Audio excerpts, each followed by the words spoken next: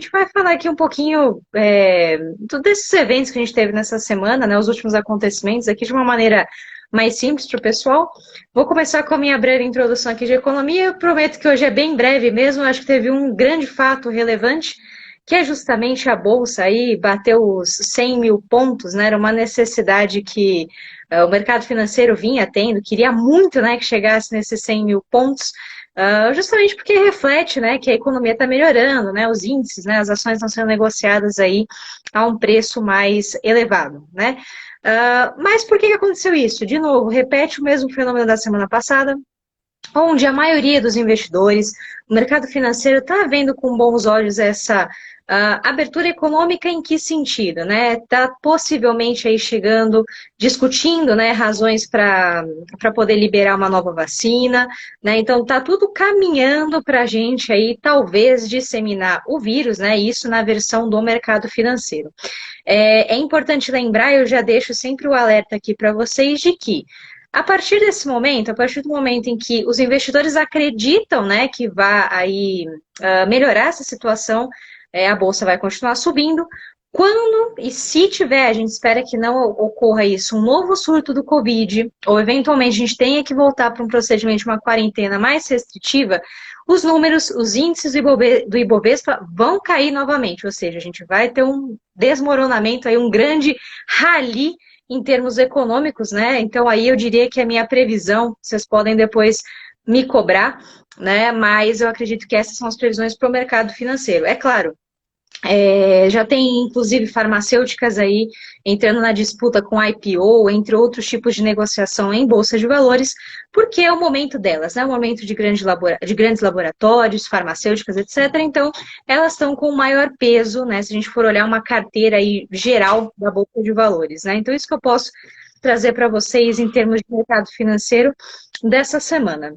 Mas aí a gente vai já tomar um pouco mais de tempo aqui, que eu acho mais interessante, para a gente discutir os últimos fatos aqui, políticos mesmo, de certo modo, né, Guilherme, do que aconteceu nessa semana aqui no Brasil.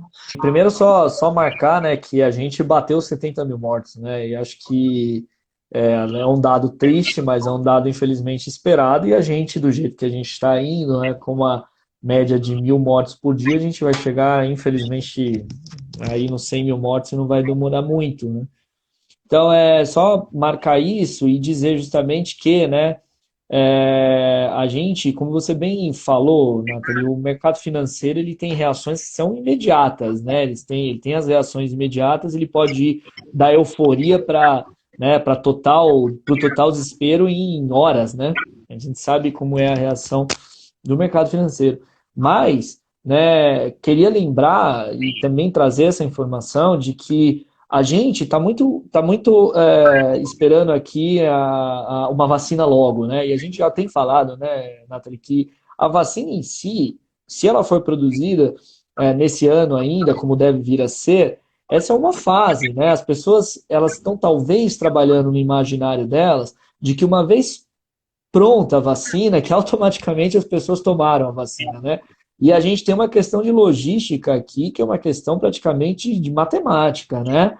A gente tem que imaginar que na proporção que nós temos hoje de contaminação no mundo, a gente teria que, uma vez pronta a vacina, ter aí uma média de 4 bilhões, né, de amostras da vacina para que pudessem ser aplicadas, contando com o fato de que nós necessitaríamos tão somente uma dose para que a vacina fosse suficiente. Porque a gente sabe que, dependendo da doença em si, da vacina em si, nós temos que tomar mais de uma dose. Isso é uma coisa que ainda será descoberta, né? Se a vacina para o Covid for, né, ali tranquilamente, né, implementada com a necessidade de apenas uma dose, é uma coisa.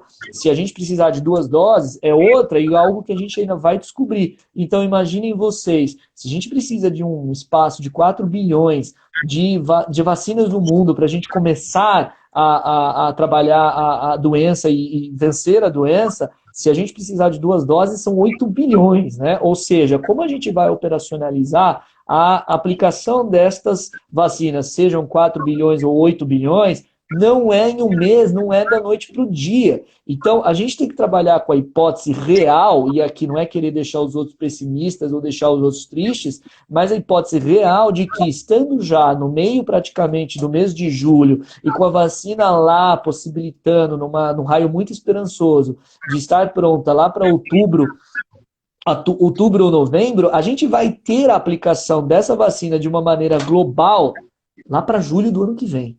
Sinceramente, lá para julho do ano que vem. Então, é claro que o mercado financeiro não está trabalhando com essa hipótese, né? É claro que a gente não está trabalhando com essa hipótese, mas é uma hipótese real. O que quer dizer que nós teremos um longo ainda caminho aqui em relação, né, ao combate, né, ao vírus, uma longa relação nossa com o vírus no mundo ainda, para tentar, né, diminuir o máximo possível o número de perdas de vidas e, ao mesmo tempo, né, fazer com que, né, a economia global tenha, aos poucos, a sua recuperação, que é um desafio muito grande. Né? Então, dentro disso, me chama a atenção, e aí é aonde eu queria chegar, Nathalie, que nesses 70 mil mortos que nós tivemos, essa marca infeliz, ela aqui no Brasil ainda é, digamos, né, somada ao fato de que nós estamos num processo praticamente de experimentação livre, né, eu brincaria assim, né, o nosso freestyle, né, de abertura, que é o seguinte: alguns prefeitos vão abrir de um jeito, outros vão abrir de outro jeito, estados vão abrir de um jeito, outros vão abrir de outro jeito. O governo federal continua coerente, né, continua extremamente coerente na sua política negacionista e na sua política de não isolamento, continua coerente.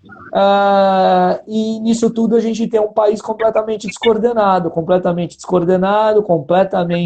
né, aí desorientado, que, no meu modo de ver, né, e assim eu compreendo, claro, sou o dono da verdade, né, o pessoal pode, obviamente, aí discordar, mas o meu modo de ver, o Brasil é uma tragédia anunciada, não só em relação, né, ao nosso número de vítimas, que ainda se ampliará, mas a nossa recuperada econômica. A nossa recuperação econômica, melhor dizendo, a gente não vai se recuperar desse jeito. Tanto que, é claro, a gente precisa de mais tempo ainda, né, e a Nathalie pode muito bem, depois, se você quiser comentar, dizer isso melhor, a gente precisa de mais tempo para tentar perceber qual vai ser justamente aqui a melhora da economia com esses processos de abertura.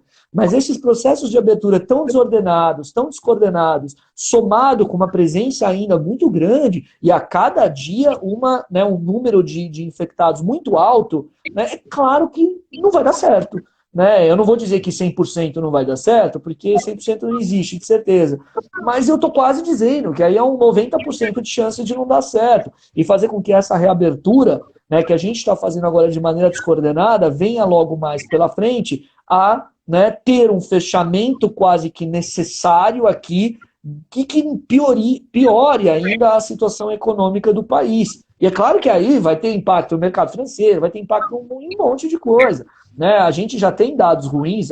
Foi curioso, né, Nathalie? Eu acho que é muito legal você também comentar isso. O quanto, né, os números eles podem ser interpretados da forma que você quiser, ou positivo ou negativo. Né? A gente teve dados mais animadores em relação à economia. É verdade, tivemos. Mas estes dados animadores, na verdade, eles retratam uma retomada quase que ridícula da economia, tendo em consideração os dados da economia nos meses comparados do ano passado e, claro, comparados com os outros anos em termos de queda. Então, é uma recuperação mínima, muito ainda, digamos, não significativa, dentro de um contexto, né, de crise muito grande, muito largo. Ou seja, para realmente ser uma recuperação substanciosa, a gente precisaria de mais fôlego, né? Mais fôlego. E aí, é claro, a relação que eu queria fazer é essa, gente. É muito difícil a gente torcer para que dê tudo certo quando a gente está fazendo tudo errado. Né? Ou seja, é muito difícil você ficar falando, tomara que dê certo, que a gente com essa esperança e esse sentimento, claro, positivo, todos nós desejamos isso, mas é muito difícil acreditar que vai dar certo quando as medidas são completamente, né, erradas. E a gente segue, né, nestas medidas erradas. Vai dar certo? A tendência é que não dê certo, e que aí a gente tenha aprofundamento, né, na crise econômica maior, mas com as outras crises. Né? Sem contar que, poxa, gente, 70 mil é muita gente. É muita gente. E 1.000 por dia, 1.100 por dia, é muita gente.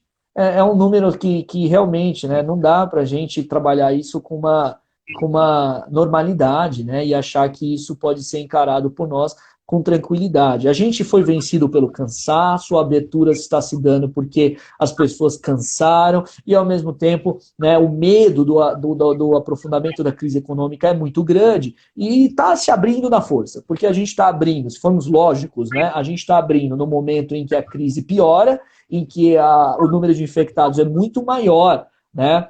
E a gente teve até, Nathalie, hoje foi uma notícia que reverberou muito, dessa possibilidade aqui em São Paulo de a imunidade por rebanho, né?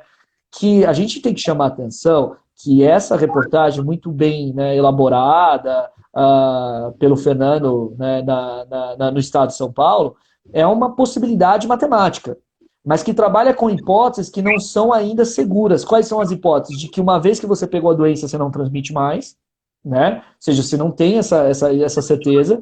Então, a possibilidade da imunidade de rebanho, ela trabalha também com a ideia de que uma vez que você pegou, você tem anticorpos, você não transmite mais para aquelas pessoas que ainda não pegaram. E a gente não tem certeza disso. A gente não sabe. Então, é uma possibilidade, mas não é uma realidade. Vamos torcer. Mas tudo isso, só queria marcar isso, Nathalie, porque é importante que a gente tenha o pé no chão. Num país que não está com o pé no chão, não é querer ser pessimista e nem querer ficar dando uma notícia, mas é ter o pé no chão. Porque se a gente não tiver o pé no chão e não tiver essa compreensão da realidade, as soluções sempre vão ser ruins. E infelizmente elas estão sendo ruins, né? A gente viu, como a gente comentou no ano passado, né? Aquela coisa no Leblon, lá no Rio de Janeiro, que foi terrível, né? Foi um exemplo terrível. Agora vamos ver como vai ser o resto do país, né? Enfim. Bom, faça algum comentário, Nathalie, e depois a gente vai para a parte política. Só para fechar, né, que é importante aqui, já que você puxou esse gancho, só para deixar claro, essa ideia, né, de abertura econômica, que vai melhorar, etc., de fato, apresentou aí o IPCA baixíssimo, 0, alguma coisa, que mostra, de certo modo, que a gente saiu de um cenário com uma inflação baixa ali, até de certo modo negativa, e a gente está caminhando para um processo de abertura. E outra, lógico, isso aí reflete muito os preços, né? Tanto preço administrado ou não, então teve o impacto do petróleo, luz, saneamento, etc., que inclusive a gente tem vários relatos aí de contas astronômicas, né? Que isso vai influenciar ali, de certo modo, tá? Um pouquinho mais gerar essa inflação no período. Mas, de todo modo, isso aí, se a gente olha especificamente para a cesta do IPCA, a gente está olhando muito assim, a pessoa começou a consumir um pouquinho mais, ou deixou um pouquinho mais na reserva em casa, eventualmente está se utilizando um pouco mais de delivery, está talvez tentando ir para um restaurante, alguma coisa do tipo, isso começa a fazer um efeito ainda que muito pequeno, né? E justamente isso de abrir e fechar, que eu queria também deixar registrado, é muito interessante que quem comenta, eu acho assim, de um modo brilhante, ele é médico e físico ou matemático, não me recordo, da Fundação Getúlio Vargas, que é o professor Eduardo Massardi. Então, assim, o professor, ele comenta muito bem que desde março ele faz esse comentário, de que as atividades já deveriam estar fechadas desde março. E de que modo? A gente ficaria fechado março, abril e maio, então seriam 3 meses, diria, de um lockdown perfeito, né? Um lockdown bem feito e, de fato, né, estabelecendo essa quarentena rígida para que nos próximos meses, né, subsequentes, aí, a gente tivesse uma redução, né, desse quadro, então as pessoas não teriam mais a contaminação, não teriam contágio, porque não teriam saído de casa, e aí sim a gente começaria a fazer essa abertura, né? E ele bem coloca, né? Foi entrevistado novamente, aí o professor coloca, olha, hoje, dia 11/7 de 2020, o que acontece? Vai abrir e fechar, porque perdeu o controle. Então não é à toa que quando abre no jornal e a gente vê, São Paulo está no platô. Primeiro que platô vem daquela ideia de planalto, né, de planície, então é estabilizar. Mas eu acho incorreto usar o termo estabilizar, porque justamente como o Guilherme bem está ressaltando um número para vocês. A gente tem pelo menos 1.000 mortes por dia. 1.000 mortes por dia, né, se a gente for analisar entre outras doenças, então, se a gente somar, por exemplo, câncer e doenças do coração, isso não chega em 1.000 mortes por dia. Chegaria em torno de 500 a 600, por exemplo, no frio, como a gente às vezes tem geralmente mais casos de ataque cardíaco, que é muito comum.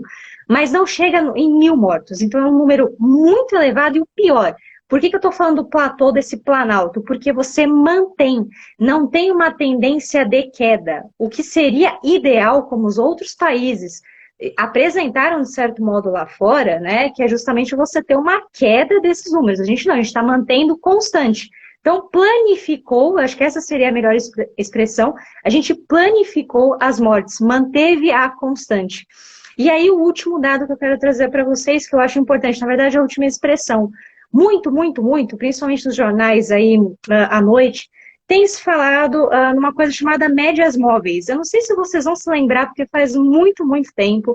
Logo no começo da pandemia, eu falei para vocês, olha, cuidado com as estimativas, a gente tem que utilizar o método de médias móveis, o pessoal está usando Logit, Probit, não pode utilizar isso para fazer esse tipo de interpretação de dado. Eu cansei de ver professor aí, professores muito bons, tá?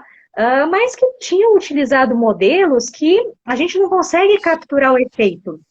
E por que tanto está falando de média móvel? Porque a gente captura o efeito passado, então as mortes passadas, e consegue planejar ou projetar para uma janela, que a gente chama. Essa janela é um cenário futuro, são tempos futuros. Né? Então, por isso que é importante a gente tratar esse fenômeno como médias móveis. E não adianta vir, eu vi diversos comentários a respeito disso, porque eu já tinha previsto o platô lá para junho, julho, etc. Não, você não tinha previsto, você tinha uma estimativa de que ia começar a decair, né? Essa é a conclusão de muitos estudos aí. E, de fato, a gente não decaiu, a gente manteve constante. E é isso que preocupa. É essa análise que a gente não fez. E, lógico, gente, não estou, até de certo modo, fazendo o advogado do diabo aqui. A gente erra muito a modelagem, né? A gente tem que fazer adequação. Economista, vou ser bem sincera com vocês, tem economistas ótimos da área de saúde e meio ambiente, mas a gente está muito mal acostumado a fazer esse tipo de previsão com dados que envolvem a parte de saúde. Né? Quem trabalha com isso, geralmente é o pessoal da parte atuarial e que ainda assim, né, é um outro tipo de modelagem. Então, de certo modo, ao meu ver, hoje foi uma tentativa nova de se modelar, é uma modelagem nova, né, mas é um método antigo que agora a gente está começando a ter um pouquinho mais de realidade. Mas é importante também deixar claro, essas previsões a gente sempre está levando em consideração números oficiais, ou às vezes algumas estatísticas usam aquela própria apuração da imprensa, e que ainda assim, nesses números, não refletem a subnotificação. Ou seja, esses dados ainda estão abaixo do que a gente, de fato, está verificando, do que de fato está ocorrendo, o que também é uma preocupação aí para quem estuda a política pública e para a gente mesmo enquanto cidadão brasileiro. Então, só esses comentários um pouquinho mais técnicos, mas às vezes eu sinto essa necessidade porque no jornal, eu sei que não é função dos jornalistas, etc., mas fica um pouco meio jogado, e ele parece que eles gostam da expressão, médias móveis, né? Parece que achou a solução. É um método antigo, a gente utiliza, tem outras funções econométricas, né? A gente utiliza para outros tipos de dado, mas que seria o melhor modelo aplicável para esse momento. Então, de certo modo, eu acho que agora eles acertaram nesse tipo de previsão. Então, não sei se o Guilherme quer fazer mais algum comentário, mas a gente já corta ali para a parte política, que eu sei que o pessoal gosta bastante aqui de comentar na live. Mas diga lá, Guilherme. Só para fechar, Nathalie, o que você disse é realmente isso, e é muito difícil também, e aí a gente faz, né, aquela, né, como pesquisador, aquele pedido também de compreensão. É muito difícil analisar, né, fenômenos que estão acontecendo com tantas circunstâncias de incerteza, né, para compreendê-los. Né? A gente entende que o trabalho de todos esses professores, né, pesquisadores, no campo econômico, no campo do direito, no campo das ciências biológicas, né, no campo da própria, né, digamos, a própria infectologia, enfim, é tudo muito complicado, porque é um fenômeno que vai acontecendo e a gente vai tentando compreender. É claro que o que a gente exige é sempre a honestidade, né, intelectual, porque tem muita gente que sai publicando aí só para publicar e aparecer na TV e falar, e acaba fazendo, né, estudo que mais atrapalha do que contribui, porque aí acaba até, né, justificando narrativas que não são lá muito verdadeiras, né? Mas, por exemplo, a gente teve agora a Organização Mundial da Saúde sancionando a possibilidade, né, de que a gente tem uma contaminação alta apenas por via aérea, né? Ou seja, não somente pelo contato das gotículas, né, mas simplesmente por estar no ar o vírus. É uma nova possibilidade. A gente sabe se isso é verdadeiro? Ainda não sabe com certeza. Sabe como funciona? Ainda não sabe com certeza. Mas pode ser que sim. E se for que sim, e se for verdadeiro isso, mais um fator que desequilibra aí todas as análises. E que, obviamente, vai ter que ser considerado. Eu espero que não, né? Pelo amor de Deus. Mas, de qualquer maneira, é só para ilustrar como é difícil. É muito difícil a gente ter certeza num cenário de tantas incertezas. Por isso, que aí, fechando, Nathalie, só para esse campo das políticas públicas, é fundamental que você tenha coordenação, é fundamental que você tenha diálogo, é fundamental que você tenha esse diálogo entre as esferas estatais administrativas e principalmente, né, aqueles que estão acompanhando, fazendo ciência, com consultoria, assessoria, etc. Que é o que não acontece no Brasil, é por isso que a gente lamenta muito e às vezes dá aquela sensação de que tudo vai dar errado. Tudo vai dar errado porque você percebe que os problemas estão ali, né? Você não tem essa necessária coordenação e acompanhamento contínuo para tentar o máximo possível minimizar o fato de que é uma incerteza enorme a qual nós estamos ali diante. Então, esse é o ponto, né? É difícil, é muito difícil analisar fenômenos em andamento e ainda mais fenômenos tão incertos. E imagina seus impactos, então. Impactos econômicos, sociais, etc. Enfim, mas é isso, Nathalie. Vamos ver aí, né? Torcendo por nós mesmos, né? Todos nós mesmos. Sem contar, né, só para fechar, que ainda existe a possibilidade de novos surtos e novas variantes aí É, que já estão ocorrendo, né? O exatamente. próprio H1N1, que agora é o H1N2, né? É, E claro, a princípio a gente já tem um remédio aí, eu prefiro nem falar o nome para o pessoal não sair correndo comprar, mas que de certo modo tem uma boa administração, etc., porque já houve uma pesquisa extensa de vários anos e é um vírus que a gente conhece, o que não é o caso, né? Só ressaltando aqui do próprio corona, né? Mas indo aí para as questões políticas, que eu acho o Guilherme vai comentar muito melhor que eu aqui, com certeza.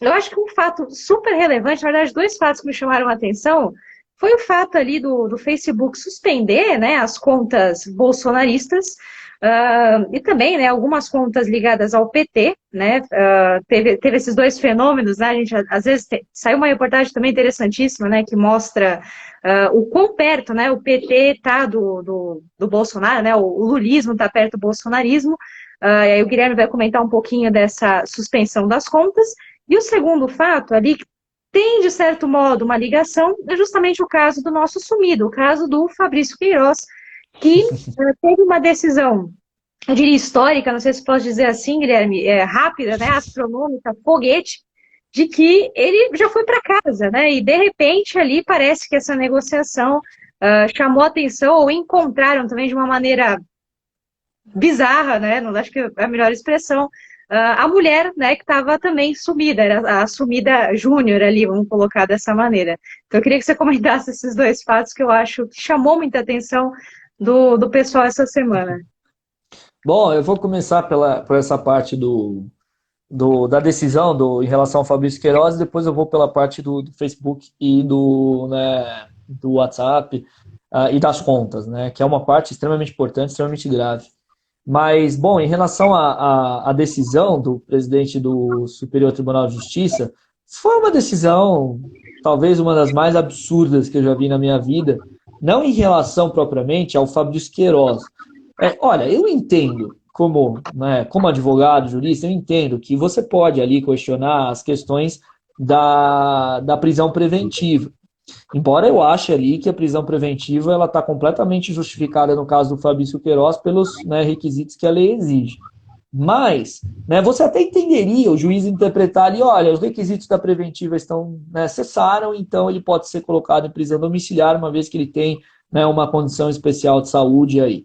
Agora, você determinar a prisão domiciliar de uma pessoa que estava foragida, que não se entregou à polícia, e ainda justificar a necessidade da prisão domiciliar dela para ela cuidar do marido, além de ser uma decisão muito fofa, né, no sentido, né, de que fofinho o casal vai viver junto ali e vai poder ficar domiciliarmente preso ali no seu ninho de amor, é um negócio ridículo, né, é um negócio absurdo, que primeiro é uma justificativa, me desculpem quem discorda disso, mas para mim é uma justificativa claramente machista, ridícula, né, a mulher tem que ir para casa lá cuidar do maridinho dela.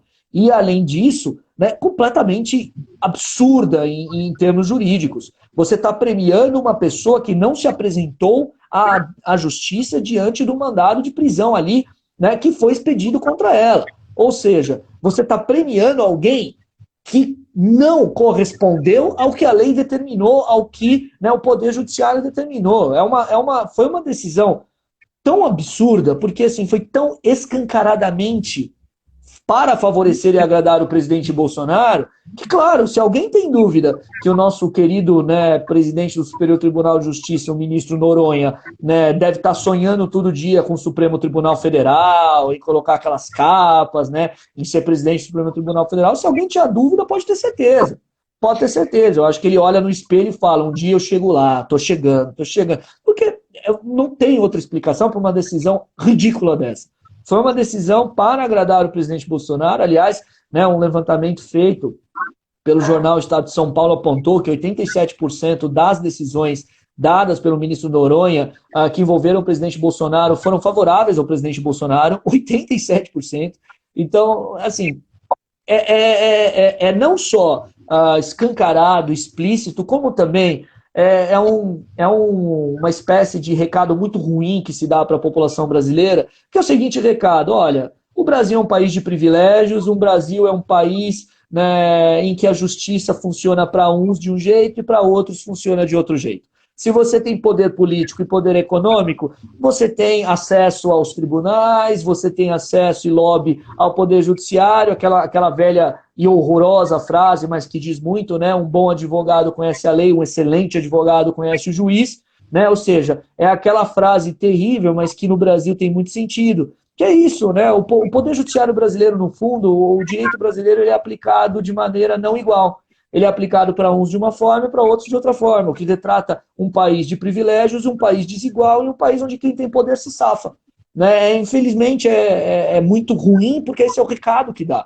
E aí, é claro, a gente tem que pensar que é um recado, inclusive, né, que configura aí o estelionato eleitoral de vez do Jair Bolsonaro, que foi eleito com esse discurso de criminalização da política, que foi eleito com discurso de combate à corrupção, de que foi eleito com discurso de que vamos mudar tudo isso aí que está aí, vamos mudar essa velha política, e no fundo está aí, sendo mais do mesmo, se não pior. Ou seja, gozando de privilégios, né, tendo ali, né, a velha lógica, né, dos amigos aos amigos do rei tudo, aos inimigos do rei a lei, e assim por diante. Então foi uma decisão tosca, machista, ruim, sem nenhuma propriedade jurídica, não tem cabimento conceder prisão domiciliar para alguém que está foragido e conceder uma prisão mais branda para alguém que não compareceu à justiça diante da ordem de prisão. É ridículo, completamente ridículo, lamentável, e demonstra, escancara o que está sendo esse governo. Escancara o que está sendo esse governo em relação ao combate à corrupção. Não tem combate à corrupção, não tem interesse em combate à corrupção. Tem interesse na manutenção de privilégios de uma classe que está lá no governo e que hoje é o clã Bolsonaro com todos os seus aliados. Né? E lamentável, porque vira e mexe, né? A gente sempre tem hoje, né, essa briga do Poder Executivo dizendo que o Poder Judiciário tem invadido suas esferas de competência e usurpado as suas competências. Né? Engraçado que ele fica quieto quando o Poder Judiciário é a ele favorável. Né? E sempre lembrar que o Eduardo Bolsonaro foi uma das pessoas que, diante da prisão do Marcelo Odebrecht, né, sendo convertida para a prisão domiciliar, se manifestou pelo fim da prisão domiciliar, dizendo que a prisão domiciliar era um instituto de privilégios dos mais ricos e poderosos e dos amigos do rei. Foram frases dele. Então eu gostaria que o Eduardo Bolsonaro, inclusive, se manifestasse agora que ele não só é amigo do rei, como ele é filho do rei. Né? Então ele poderia também se manifestar em relação à prisão domiciliar do Fabrício Queiroz. Foi uma prisão absurda. Agora, diante dessa situação, Nathalie, do Fabrício Queiroz, para o Bolsonaro, situação pior, por incrível que pareça, nem é mais a do Fabrício Queiroz. É agora essa, né, das contas do Facebook. Por quê? Aí tem uma questão jurídica muito, né, delicada que deve estar tirando o sono, né, do presidente Bolsonaro e do governo, e não só do presidente, de muitos deputados e vereadores que estão, inclusive, envolvidos nisso. Por quê? O relatório do Facebook, a gente sabe que o WhatsApp é do Facebook, né? E o Instagram também é do Facebook, da empresa, nós sabemos disso, né? O relatório que foi feito, e foi um relatório, aliás, né, diga-se de passagem, para situar quem não acompanhou, o relatório ele foi um relatório mundial, né? Não foi só do Brasil, foi um relatório sobre a atuação do Facebook. Né? E aí, claro, pegou o Brasil por conta de coisas que estão acontecendo no Brasil. E o relatório deixou muito claro, ali comprovadamente, de que há uma relação de contas, em torno de 88 contas, que estavam não somente ali veiculando informações falsas, como o tal do discurso de ódio, ou seja, informações ali também para propagar ódio. E estas contas, estas 88, em torno de 88 contas, salvo engano, pode ser que tenha até apresentado mais, mas a época que eu vi foram 88 contas, essas 88 contas ligadas diretamente a um assessor do Bolsonaro, ou seja, o tal do Tércio Arnaud, que trabalha no Planalto, que trabalha perto do gabinete do Bolsonaro, para ser mais exato, ali do ladinho do gabinete, no terceiro andar do Planalto, ou seja, é impossível que o Bolsonaro não soubesse, é impossível, né? É como se a gente imaginasse, né, Nathalie? O cara passa todo dia ali, chega para trabalhar todo dia, e um dia o Bolsonaro olha para ele e fala, nossa, quem é esse cara que veio aqui há um ano? Né? Não dá, né? Mas ligado diretamente a esse assessor especial da presidência e vários outros assessores ligados, inclusive, ao Eduardo Bolsonaro e ao Carlos Bolsonaro. Então, nesse sentido, essas contas são complicadíssimas para o presidente Bolsonaro pelo fato de que o Facebook identificou não só essa proximidade mais do que próxima e mais do que direta, mas identificou que a atividade dessas contas se dava desde o ano de 2018. Ou seja, 2018 com possibilidade de 2017. Se a gente pegar o ano de 2018, Nathalie, é o ano em que nós tivemos as eleições. E aí a gente tem efetivamente a possibilidade do que se estimou, né, que estas 88 contas tinham a capacidade de atingir mais de 2 milhões de pessoas. 2 milhões de eleitores é extremamente significante. E se a gente tiver a comprovação no Tribunal Superior Eleitoral de que estas contas tiveram este impacto, é possível que a gente tenha uma cassação de chapa. Porque no Tribunal Superior Eleitoral, com todas as ações que existem em relação à possibilidade de de cassação de chapa da chapa Jair Bolsonaro e Mourão, sempre, né, o argumento principal ali é este fato, qual foi o poder de impacto deste fato nas eleições. Por isso que, por exemplo, foi arquivada aquela ação em relação ao site, né, Mulheres contra Bolsonaro, porque por mais que possa ter comprovado que isso aconteceu, o impacto dela para mudar as eleições é muito pequeno, então não é suficiente para caçar a chapa. Agora, quando você tem um impacto de 2 milhões de pessoas, não dá para falar que o impacto é pequeno. Não dá, é muita gente, são muitos eleitores, 2 milhões de votos. Né? Então, nesse sentido, é muito perigoso para o Bolsonaro, não só no TSE, mas também é muito perigoso em relação ao processo de impeachment possível por conta justamente destes fatos. Por quê? Porque quando a gente fala do Fabrício Queiroz, os atos que o Bolsonaro pode aqui estar envolvido em relação ao Fabrício Queiroz foram cometidos anteriormente a ele tomar posse na presidência. E a gente sabe que no processo, para abrir o crime de responsabilidade em relação justamente aí ao processo de impeachment, os atos, né, apurados têm que acontecer na circunstância do exercício da presidência.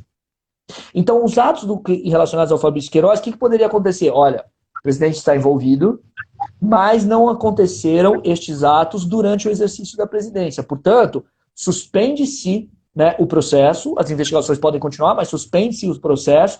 Quando o Bolsonaro deixar de ser presidente, volta o processo. Foi algo que aconteceu com o Temer. Foi algo que aconteceu com o Temer em relação a algumas denúncias. Depois que o Temer deixou de ser presidente, foi preso. Né? Não se esqueçam disso. Foi algo que aconteceu com o Temer. Agora, quando a gente está falando dessas contas do Facebook, pelo que o Facebook demonstrou, em 2018 e 2019 isso acontecia.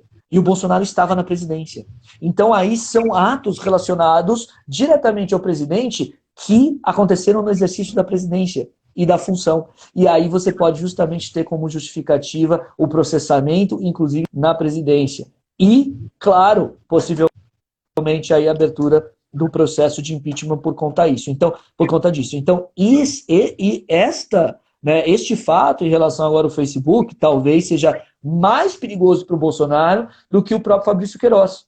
Claro que a gente está falando aqui no campo jurídico, né, Nathalie? A gente está falando aqui sobre nesse aspecto jurídico. A gente não pode esquecer que sempre tem a questão não só política, como isso também do impacto na opinião popular. Vai aparecendo, é claro que dependendo do que aparecer no caso do Fabrício Queiroz, de repente pode ser terrivelmente, pode ser algo terrível para a popularidade do presidente, e de repente se exige ali, porque a população comece a pressionar mais fortemente, né, o seu processo de impeachment. E a gente sabe que esse é um dos elementos aí para o Congresso tocar um processo de impeachment, é o clamor popular também. Então, claro que as circunstâncias podem vir a piorar, né, mas de qualquer maneira, né, em termos jurídicos, este caso do Facebook é muito mais grave, porque ainda tem muita coisa aí que pode aparecer. Eu não sei se o pessoal viu, mas a gente teve até o Carlos Bolsonaro ventilando a possibilidade, né, ele todo aí contrariado, todo, né, emburrado, o menino ficou, menino mimado, né, tiraram o brinquedo do menino mimado, né, tiraram o brinquedinho, tiraram a bola dele, né, ele ficou todo bravo e falou que desse jeito ele vai para os Estados Unidos. Não sejamos tontos, né? O vereador quer ir embora dos Estados Unidos porque talvez o vereador esteja começando a vislumbrar a possibilidade de ser preso, né? Ser preso, de estarem chegando nele. E aí ele pode fazer o que o Weintraub fez, né? Picar a mula para justamente sair daqui e não ser preso, como o Weintraub fez ridiculamente lá usando o passaporte diplomático. Pode acontecer, daqui a pouco o Carlos Bolsonaro vai aparecer lá nos Estados Unidos. Mas, de qualquer maneira, o presidente não pode fazer isso, né? O presidente não pode ir para os Estados Unidos, por mais que a gente saiba que talvez seria um sonho dourado aí do Bolsonaro passar dias com Donald Trump. Mas ele não vai poder fazer isso. Ele é presidente da República, ele não pode se ausentar aqui sem autorização do Congresso por mais de 15 dias. Mas, de qualquer maneira, é muito preocupante preocupante para eles, né? Não para a gente. É muito preocupante para o presidente Bolsonaro essas contas aí e toda essa investigação que ainda parece que continua a rolar, porque este relatório do Bolsonaro, ele se soma, sobre o Facebook do Bolsonaro, se soma não somente ao inquérito das fake news que corre no STF, como a CPMI, né? Que já tem andamento no Congresso, né? Então, a ver, acho muito grave isso aí, acho que a gente vai ter ainda repercussões, principalmente porque me parece que o Facebook tem coisas a falar ainda, né? Me parece que eles não entregaram tudo em relação, né, a esse fato. E o mais interessante, né, porque eventualmente poderia vir o seguinte comentário, né?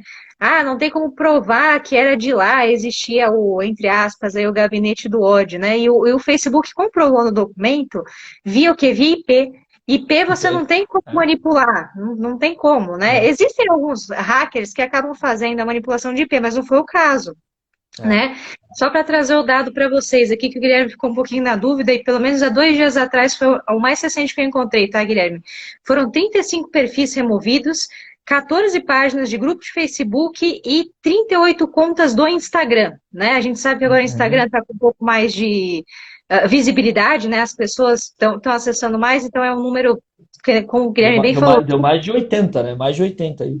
Super, super significativa, que se a gente somar, né, os 3 nichos aqui, fora que não tá sendo dito aqui as contas do próprio WhatsApp, né, que foram aí suspensas e bloqueadas. Tem mais esse fato a ser somado, né? E fora que o próprio Trump, né, ele teve sanções aí pesadíssimas em Twitter, né? Acho que as decisões que estão sendo tomadas sobre as redes sociais, eu acho que está sendo muito importante, né?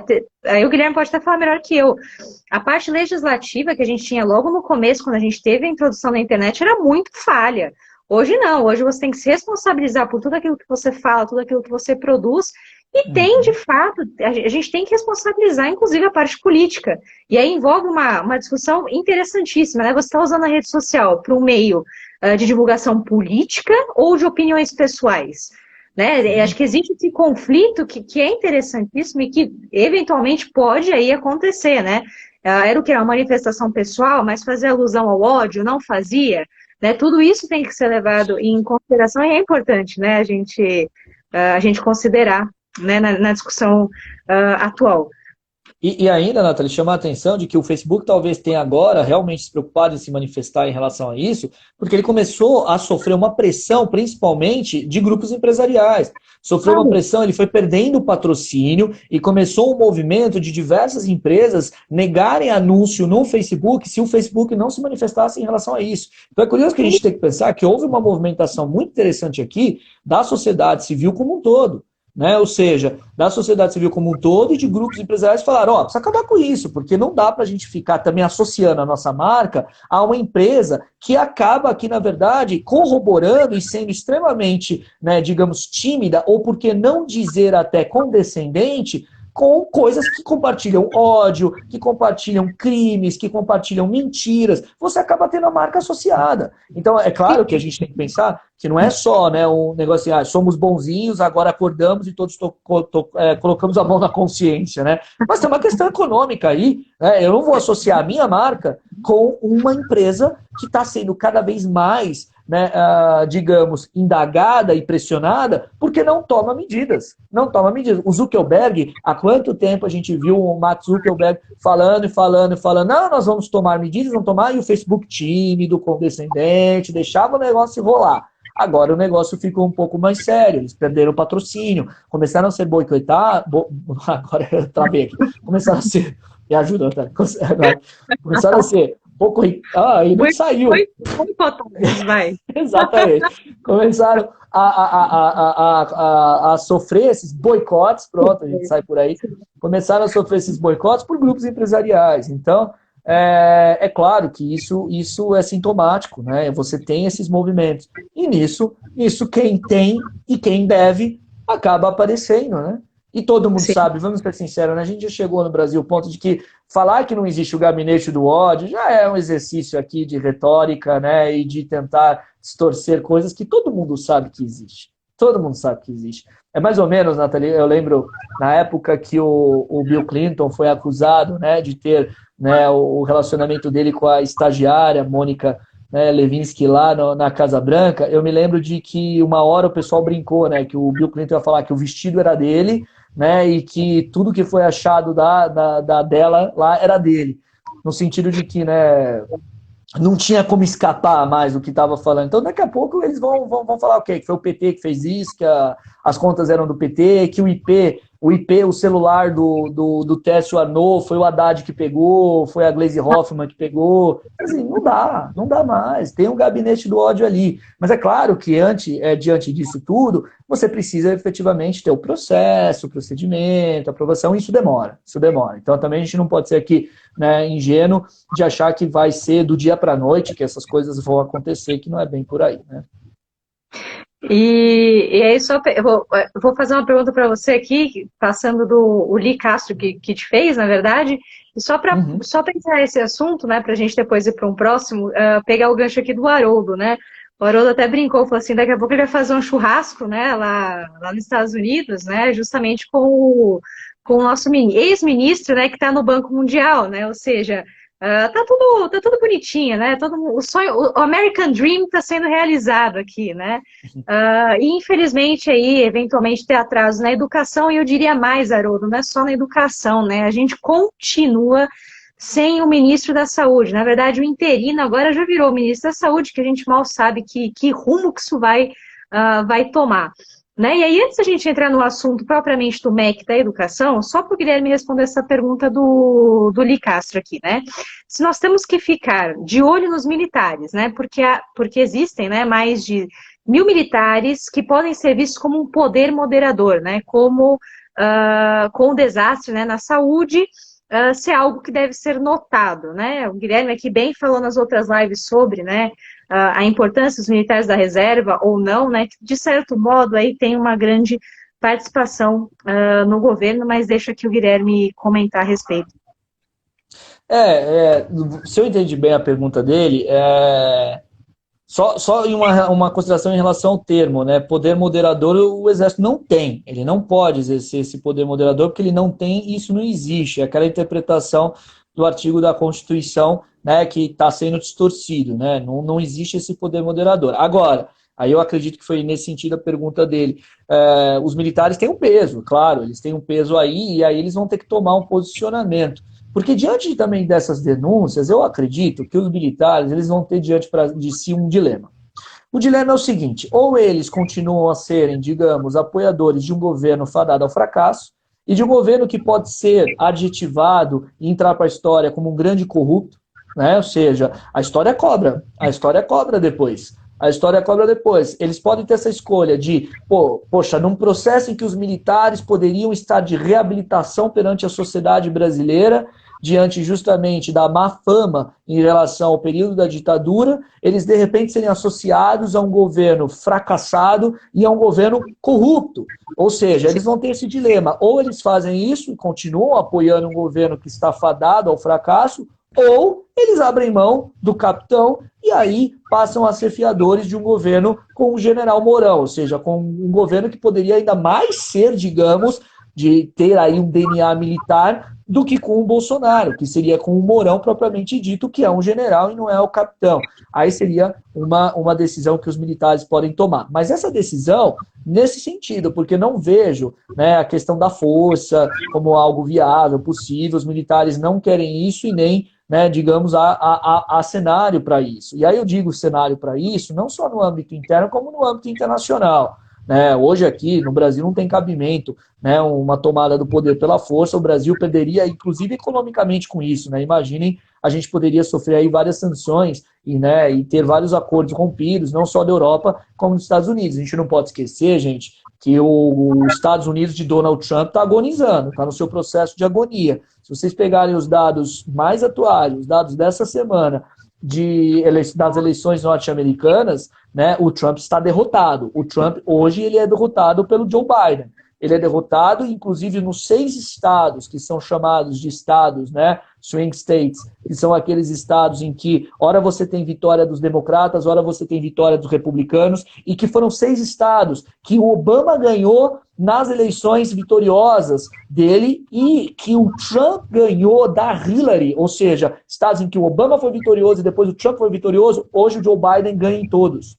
Ganha todos nele. Então, ou seja, o Joe Biden ele ganha não só no voto popular, como hoje ele conseguiria a maioria absoluta, né, no colégio eleitoral. E o que está caminhando hoje nos Estados Unidos é mais ainda a degradação da popularidade do Trump, que parece que resolveu, né, sofrer uma espécie de bolsonarização. Se há erro, eu quero e vou cometer. E o Trump está cometendo erros que estão justamente custando aí a popularidade dele. Então, é um outro fator, né? Os militares vão lidar, e o Brasil vai lidar com os Estados Unidos, que hoje são seus únicos apoiadores e únicos aliados, né, no âmbito internacional, que vai se modificar.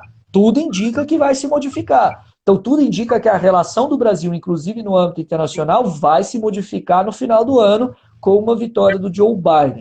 E ainda, né, quero dizer aí no meio de tudo isso, o Brasil, e chama muito atenção a fala do general Mourão de ontem em relação a ter aberto, escancarado, que não houve um centavo do governo federal, né, no projeto de combate ao desmatamento da Amazônia, que é a Operação Verde Brasil. Ou seja, ontem o Mourão falou que a Operação Verde Brasil não recebeu um centavo do governo federal, e o pior, o Mourão falou, nós demoramos muito para começar a combater o desmatamento na Amazônia. Me parece que o Mourão ele teve uma mudança aí de primeiro falar, não, a gente está fazendo, é que está tudo muito desinformado, tudo muito mal explicado, e de repente parece que ele teve, mais uma vez, naquela crise de consciência. Não teve uma crise de consciência, mas ele teve uma mudança de postura, né? Ele simplesmente falou algo, ele admitiu algo que o governo não queria admitir em relação à política ambiental, que é um desastre. E a política ambiental ela é um desastre econômico para a gente.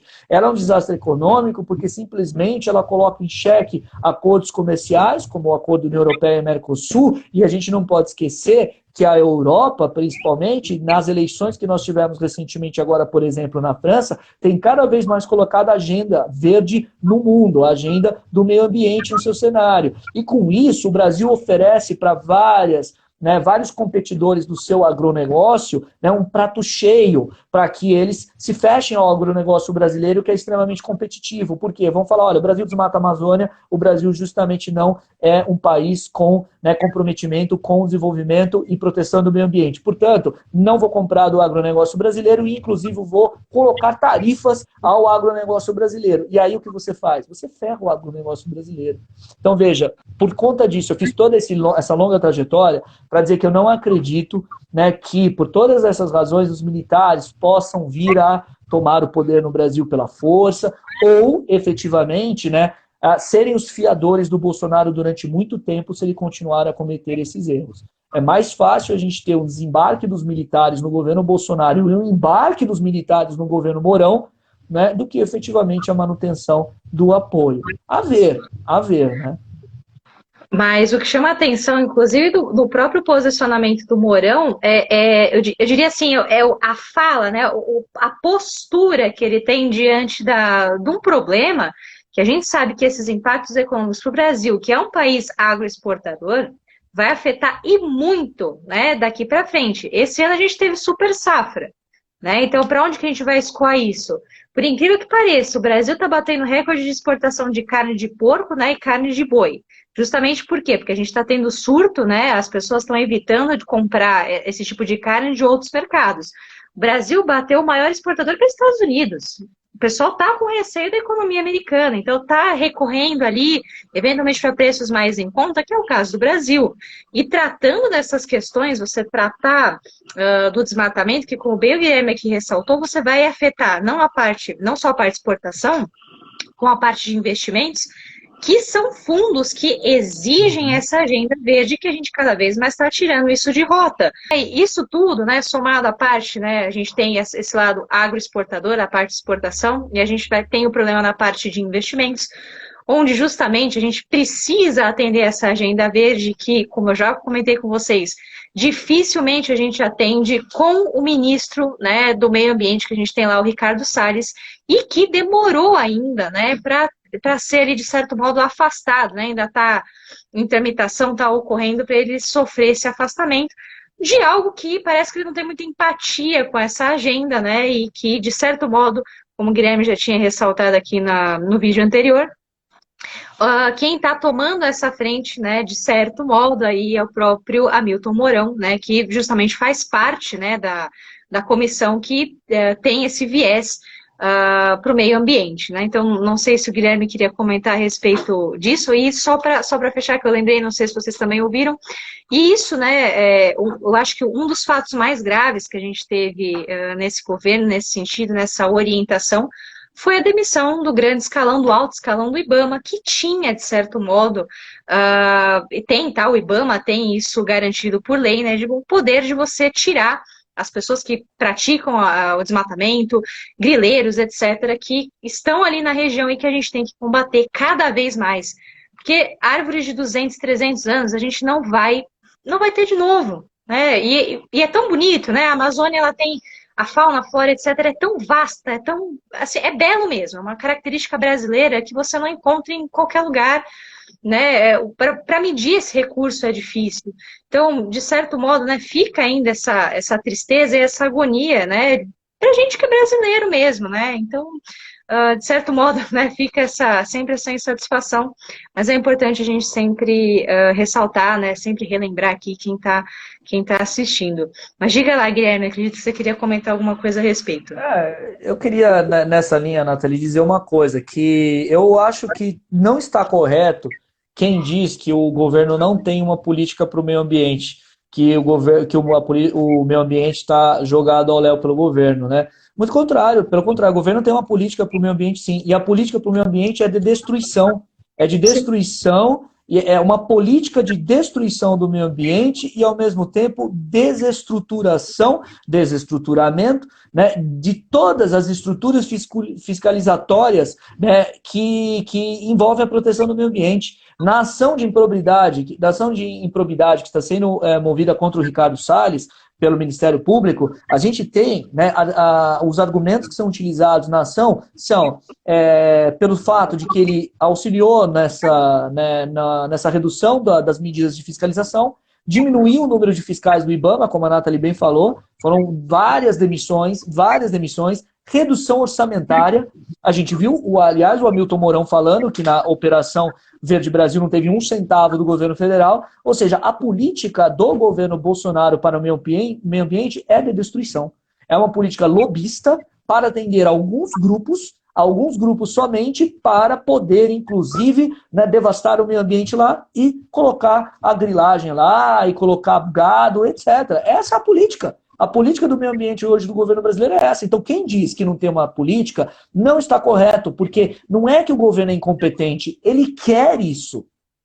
Ele está fazendo isso propositalmente. Não é incompetência do Ricardo Salles, é proposital, é isso que é o mais grave. A gente precisa mudar aí a utilização das palavras, da frase, porque no dia da reunião de 22 de abril ele deixou muito claro, a gente precisa aproveitar a pandemia, né, vamos até falar baixinho para passar a boiada, ou seja, é proposital, é essa a política. E a gente precisa deixar a ficha cair logo. Então, o governo ele tem essa política proposital para o meio ambiente, não é mera incompetência, não. Aliás, é tão triste a situação que a gente tem em relação ao meio ambiente, que a gente teve, inclusive, agora, né, o ministro da Comunicação dizendo, né, que 87% da Mata Atlântica está na Amazônia. A gente tem vontade de pegar, né, tomar, falar assim, eu desisto, né, porque não dá. Isso aí é simplesmente, gente, desculpa todo mundo que está assistindo aqui, eu tenho certeza, aquela, né, foi lá o tio, a tia lá do ensino fundamental que virou para a gente e falou, olha, Mata Atlântica, ela chama Mata Atlântica porque ela fica perto do Oceano Atlântico no litoral. E a Floresta Amazônica, ela chama Floresta Amazônica porque ela fica, adivinha onde? Na Amazônia. Né? E são florestas e são, né, biomas diferentes. E aí a gente tem um ministro de Estado falando, um ministro de Estado, gente. É uma coisa, quando a gente erra, aí nós não somos ministros de Estado, agora um ministro de Estado falando que 87% da Mata Atlântica está na Floresta Amazônica, é para você realmente falar, meu Deus, que rumo o Brasil está tomando, né? Ou seja, é complicado. Então, agora, dentro dessa pérola, né, dessa coisa ridícula que demonstra muita mediocridade dos quadros do governo, são quadros medíocres, são quadros não preparados, são pessoas não preparadas para os cargos que estão, com exceção uma ou outra, mas pessoas não preparadas para os cargos que estão exercendo, a gente tem essa política que é uma política predatória do Ricardo Salles, que é um lobista. O Ricardo Salles é um lobista. Ele é um lobista e ele está fazendo isso de propósito. Então, é muito grave. E sem contar que a gente tem ainda uma política de, né, eu vou usar essa palavra, uma política de assassinato para as populações indígenas. A gente não pode esquecer, eu tenho falado isso bastante, tenho batido bastante nessa tecla, não podemos esquecer que o governo Bolsonaro, o presidente Bolsonaro falou, olha, é muita terra para pouco índio. Lembram dele falando isso? Quem não lembra, dá uma pesquisadinha dele falando isso. O problema é que é muita terra para pouco índio. E além de ser muita terra para pouco índio, estas terras são riquíssimas. São riquíssimas, são terras não utilizadas. Não se esqueçam dele falando isso. Não se esqueçam dele falando isso. E essa política em relação, né, aos indígenas é uma política também propositalmente de não auxílio, de incremento da vulnerabilidade deles, para que efetivamente essas populações saiam das terras. E saiam por morte mesmo. Né? Foi um absurdo a gente ter o governo, né, vetando. E aí eu falei isso outro dia aqui também, mas separei aqui para falar os vetos do governo Bolsonaro em relação à lei de ampliação do auxílio ao combate, né, à pandemia em relação à população indígena é inexplicável. Veja, né, os vetos foram em relação à garantia do acesso universal à água potável. O veto foi em relação à distribuição gratuita de material de higiene e limpeza. O veto foi em relação à desinfecção das aldeias e oferta de leitos hospitalares e ventiladores para tratamento de pacientes. O veto foi em relação a isso tudo, porque o governo disse que isso criaria despesas obrigatórias ao poder público sem representar demonstrativo do impacto orçamentário e financeiro. Nossa, o impacto orçamentário e financeiro deve ser violentíssimo para você distribuir cesta básica, para você garantir acesso à água potável. Para você distribuir papel higiênico, que é ridículo. Deve ser um impacto, né? E sem contar que o governo tem despendido um orçamento considerável para o setor da comunicação.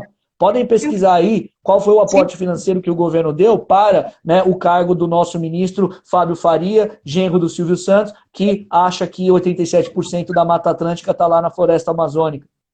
Foi um orçamento considerável, porque o governo está preocupado com a propaganda dele, que ele acha que a popularidade dele não está muito boa. Ou seja, é criminoso isso que o governo está fazendo com as populações indígenas. Criminoso. É criminoso. Não é à toa que o... Diga, Nathalie. Não, e isso sem contar, né, se a gente levar a consideração do próprio Covid, né, eu vi recentemente, a gente teve morte de pajé, né, os líderes das tribos, assim, absurdas, né, que é um vírus que não deveria chegar até eles, né, a gente acho que teria obrigação cívica, né, de não deixar chegar até eles, a gente deveria protegê-los, né, começa daí, mas o que mais me deixou chocada, de certo modo, é porque eles estão perdendo, né, a própria cultura deles, de que os índios têm por tradição todo um ritual para você fazer, né, o enterro, né, o funeral dos seus entes queridos, e que eles não podem fazer por conta, a gente sabe, da taxa, né, da contaminação que tem, né, dos fluidos que ainda liberam do corpo, né, se ele foi acometido pela Covid. Então, a própria cultura indígena, dentro desse sentido, né, dentro dessa situação, está sendo perdida. Né, o que eu acho que a gente não cumpriu com a nossa obrigação. E depois eu até coloco para vocês, Guilherme, depois não sei se você chegou a ver, mostraram um mapa, né, de como que era mapeado todo o Brasil em termos das tribos indígenas.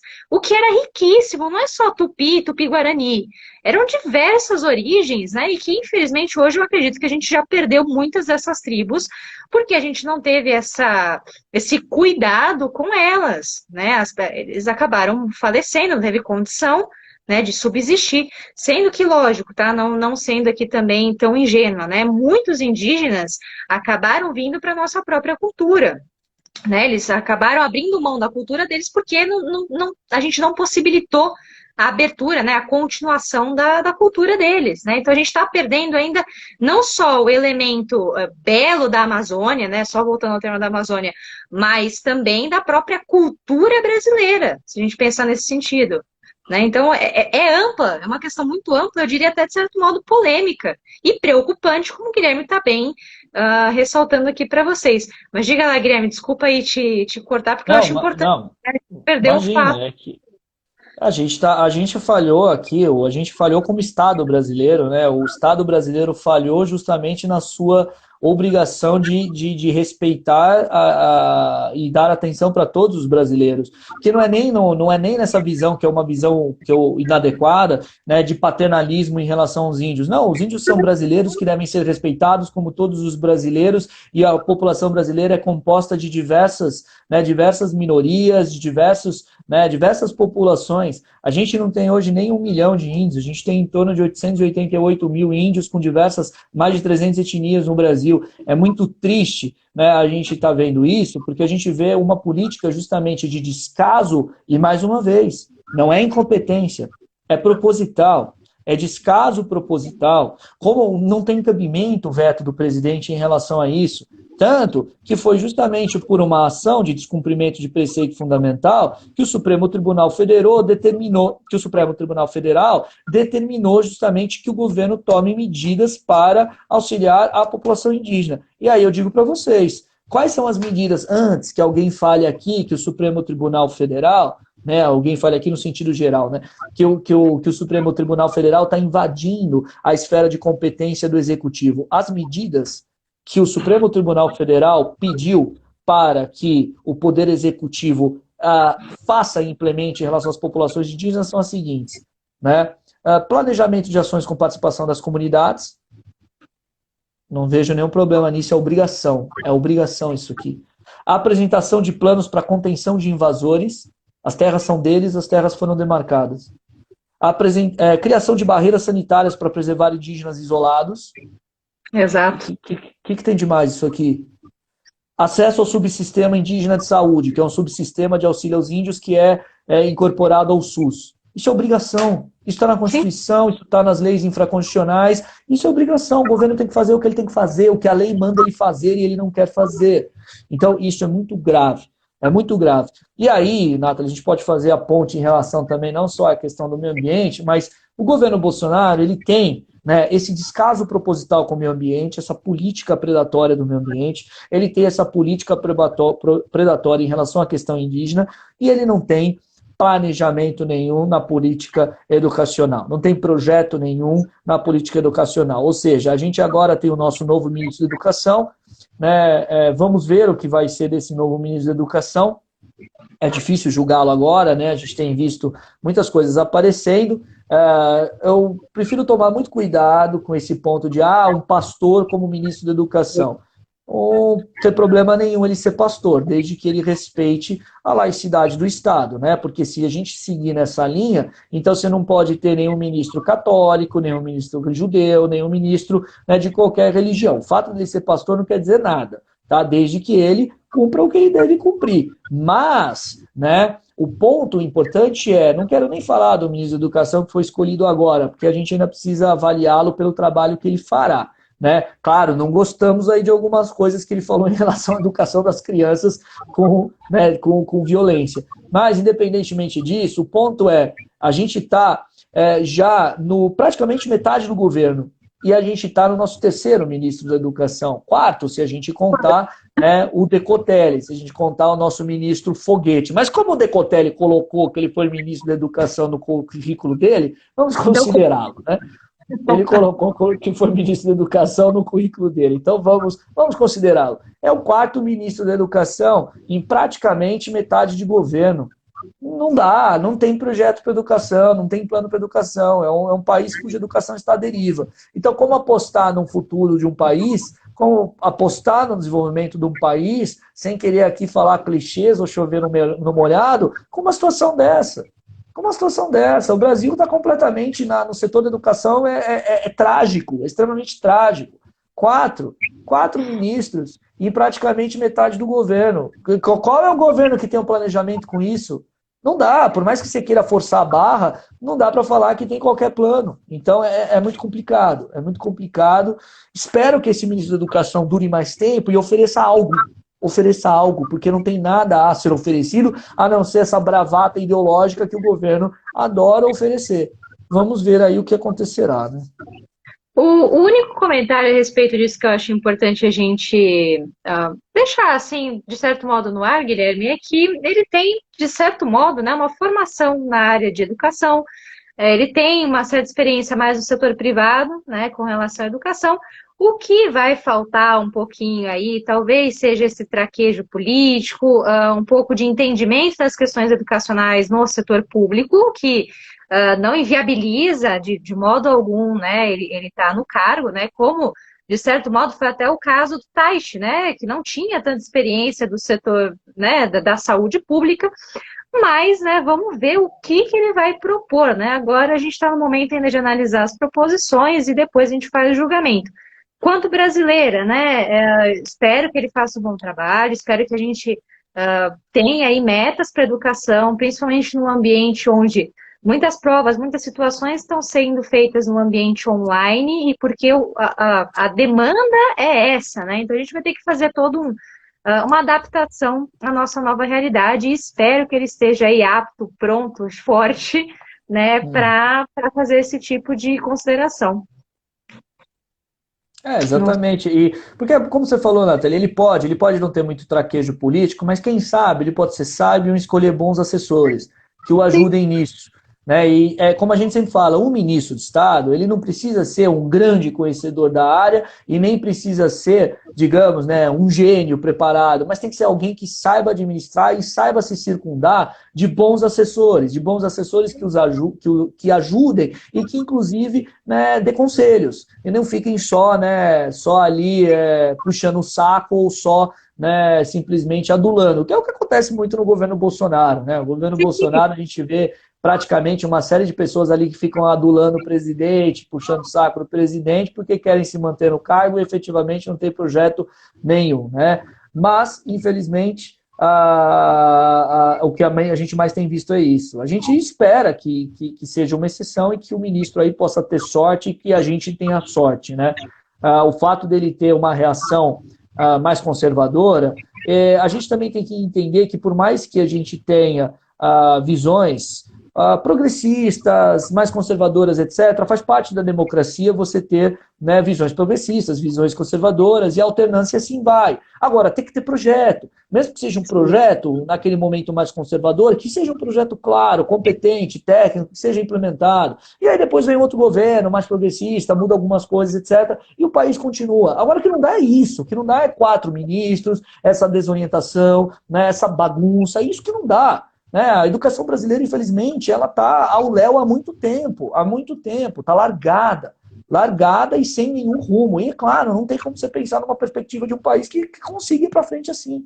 Não tem. Então, o que a gente percebe é que é um governo com muitos problemas. É um governo que tem uma agenda do ambiente. Para a gente, né, só para fechar esse raciocínio, tem uma agenda ambiental predatória, uma agenda voltada para a população indígena que é praticamente assassina. A gente tem uma política internacional que é praticamente, né, nula e alinhada de maneira lamentável aos Estados Unidos, né? A gente chegou ao ponto humilhante do presidente da República do Brasil comemorar a independência dos Estados Unidos, né? Para mim é uma humilhação sem tamanho como brasileiro, né? Eu me sinto humilhado, eu me sinto ridicularizado em tendo o chefe de Estado do Brasil comemorando o 4 de julho. É tosco, né? O máximo que você pode ter é um parabéns, manda um telegrama, Ok. etc. Mas você faz um churrasco para comemorar aquilo, é ridículo, é assim, é humilhante, é muito humilhante. Então, você tem na política internacional brasileira uma série de erros e uma falta de completa, né, completa percepção do mundo absurda. Né? O Rafael está falando aqui, política externa não temos. A gente tem uma política externa doméstica, na verdade, é isso. A gente não tem uma política que olhe o mundo, né, como o mundo é e perceba as possibilidades do Brasil. Você tem uma política doméstica. E aí você percebe, na área da saúde, sem ministro da saúde. Então, o que resta para esse governo? O que resta? Aí alguém vai falar, o Paulo Guedes que é o eterno semana que vem, né, Nathalie? Ele está recebendo o apelido do ministro semana que vem. Semana que vem eu mando a reforma tributária, semana que vem eu mando a reforma administrativa, semana que vem eu mando a reforma política, né? Ele está falando semana que vem desde o ano passado, né? É o ministro semana que vem. A gente está aguardando as privatizações, né? Tem até um meme interessantíssimo, né? Ah, e as privatizações, Paulo, né? Paulo Guedes. Cadê? Aí tá lá a caveira, né? Só a caveira esperando, porque não tem. E semana aqui que ainda... vem, semana que vem. E nem julgando se tem que fazer ou não, etc. Porque aí já é a velha discussão entre heterodoxia e ortodoxia que eu prefiro nem fazer. Para não me denunciar. Quem sabe que eu sou, e aí fica a critério de vocês. Só para fechar essa análise que a gente fez agora, geral dos ministérios, né, de não ter política clara, econômica, educacional, ambiental, internacional e todo esse desastre, não nos esqueçamos que na área da justiça, ou seja, no Ministério da Justiça, hoje a gente tem claramente o governo Bolsonaro conseguindo fazer o sonho dourado do ex-presidente Michel Temer, que era desestruturar as investigações da Lava Jato. Né? O Procurador-Geral da República, Augusto Aras, ele tem simplesmente, né, feito uma política agora de combate às próprias investigações e mecanismos de investigações da Lava Jato. Claro, alguém poderia vir falar aqui, mas espera, a Lava Jato teve excessos. Claro, a Lava Jato teve excessos e a Lava Jato é muito grande, na verdade, e complexa. Agora, o que a gente percebe eu gostaria que vocês fizessem a seguinte lembrança, o seguinte raciocínio. Desde que o presidente Bolsonaro assumiu a presidência, qual grande figura política foi presa? Qual grande figura política recebeu uma ordem de prisão? Ou qual grande figura política acabou aqui aparecendo? Né? Qual grande investimento? Nenhuma. O que eu quero dizer é que, né, o governo Bolsonaro ele tem aqui atendido uma demanda do Centrão e uma autodemanda, porque tem muito a dever, de paralisar investigações. Então, a gente tem mais do que um engavetador da República hoje, né, no Augusto Aras. A gente tem um grande advogado do presidente Bolsonaro no Ministério Público Federal. E eu falo isso aqui sem medo de estar cometendo algum equívoco. É o que a gente tem visto. Isso é muito preocupante na área da justiça. Então, olha a qualidade de governo que a gente tem. Será que tem algum acerto nesse governo? Será que tem algum ministério que tem algum acerto nesse governo? Aí a gente vai falar, mas o Ministério da Agricultura da Tereza Cristina está indo bem. Com o agronegócio indo maravilhosamente bem, sofrendo com a política ambiental, que vai contra e joga contra a política do agronegócio. Então, nem isso ele acerta. Porque ele erra, inclusive, na política do agronegócio. Aliás, os franceses estão louquinhos para colocar tarifa no Brasil. E vão colocar. O maior aliado hoje, em termos de protecionismo, do agronegócio europeu é o governo brasileiro. É o governo brasileiro que dá argumento, que dá argumento para medidas protecionistas. E o mais interessante que eu vi um comentário aqui, não me lembro de quem foi, já assinale aqui se estiver aqui ainda nos ouvindo, mas perguntou os impactos, né? Essa política, como o Guilherme disse, de devastar, né? De praticamente ser contra, né? Algo que a gente tem por tradição, se teria impactos, né? Em termos monetários, financeiros ou até para o próprio capitalismo, né? Eu diria aqui com plena segurança que sim, né? O maior exemplo que a gente pode dar aqui para vocês, e fácil de entender, é o próprio mercado de crédito de carbono. Não sei se vocês sabem como funciona isso, mas os países eles têm que reduzir a emissão por conta de algumas conferências que a gente teve, Estocolmo, Rio, etc., que a gente tem que reduzir a emissão de carbono, né, para melhorar o efeito estufa, etc., né, tentar reduzir os níveis, né, o aumento, né, do aquecimento da Terra, né, os índices aí de aquecimento, e aí criou-se um mercado paralelo, como se fosse uma bolsa de valores, de certo modo, sobre o crédito de carbono, chama-se crédito de carbono. E aí, alguns países, inclusive o Brasil, isso que é interessante, a gente tem como característica ser credor de crédito de carbono. De que sentido?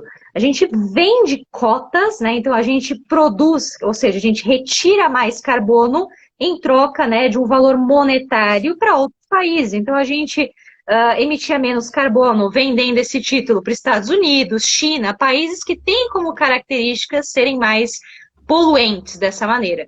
E se a gente agora abre mão disso, a gente já tem vários setores aí que vão estar deficitários, a gente inclusive pode passar da condição de credor no mercado de crédito de carbono para uma situação de devedor no crédito de carbono, ou seja, a gente vai ter que comprar títulos lá de fora para que garantam um mínimo acordado por essas conferências que a gente referendou, a gente assinou, para atingir a taxa mínima de emissão de carbono. Por quê? Porque a gente abriu mão da política ambiental. Então é lógico.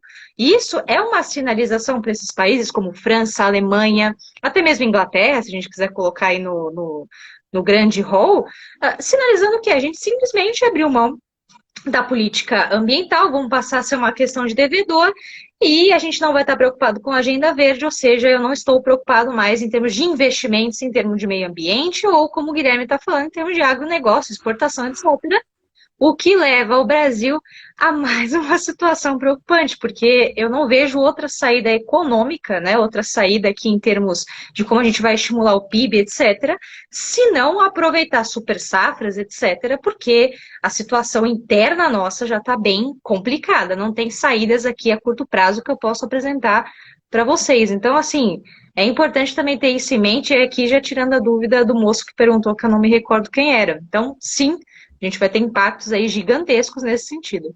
Diga lá, Guilherme, acho que você queria comentar alguma coisa. Não, só fechar isso mesmo, Nata, que realmente é um governo que vai deixar uma herança para o Brasil aí, né? O pessoal gostava de falar de herança maldita, bem maldita. A gente tem um governo que está causando não só políticas totalmente sonantes no mundo, como desestruturando ganhos que o Brasil teve ao longo de décadas, né? É um governo realmente desastroso. O governo Bolsonaro é desastroso. Não é nenhuma questão aqui de valores, não é nenhuma questão de o Bolsonaro em si. É um governo desastroso. É um governo que não tem rumo, não tem rumo. Né? Por mais, como a gente pode falar, né?